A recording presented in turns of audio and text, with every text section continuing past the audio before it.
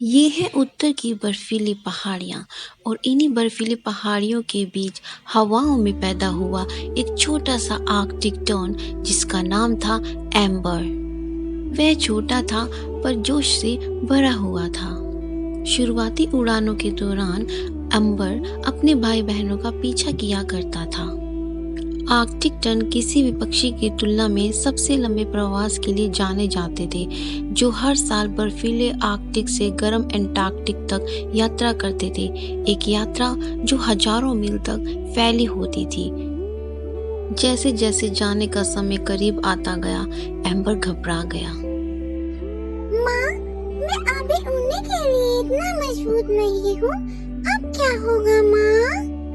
हाँ, अरे तुम जितना सोचते हो उससे कहीं अधिक ज्यादा तुम मजबूत हो एम्बर।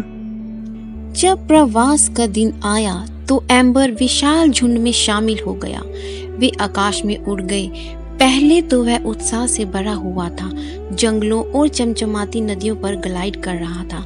लेकिन जैसे जैसे दिन हफ्ते में बदल गए, यात्रा कठिन होती गई। तूफान उसके छोटे छोटे पंखों को झटक देते थे और जब भोजन की कमी होती थी तो भूख उसके पेट को कुतरती थी। कभी कभी वह हार मानने के बारे में सोचता था।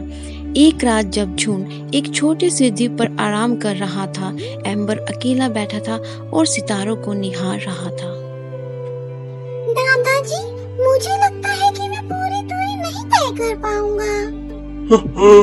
अरे एम्बर, मैं तुम्हें एक रहस्य बताता हूँ। हम में से सबसे मजबूत व्यक्ति भी कभी कभी यही सोचता है। लेकिन आपको पूरी यात्रा पर ध्यान केंद्रित करने की जरूरत नहीं है। बस अगले सूर्य उदय तक पहुँचे।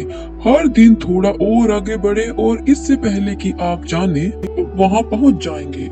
उत्साहित होकर एम्बर अगली सुबह नए दृढ़ संकल्प के साथ आसमान में उड़ गया। उसने जरूरत पड़ने पर आराम करना, अनुकूल होने पर हवाओं का अनुसरण करना और अपनी प्रवृत्ति पर भरोसा करना सीखा। दिन ब दिन पंखों की धड़कन के साथ झुंड आगे बढ़ता गया। आखिरकार महीनों की यात्रा के बाद एम्बर ने अपने पंखों पर गर्म हवा का झोंका महसूस किया और आगे अंटार्कटिका का चमकता हुआ विस्तार देखा। वह सफल हो गया था। बर्फ के अंतहीन मैदान हीरे की तरह चमक रहे थे और यह नज़ारा उसके दिल पर गर्व से भर गया था। यात्रा कठिन थी, लेकिन हर चुनौती ने उसे और मजबूत बना दिया।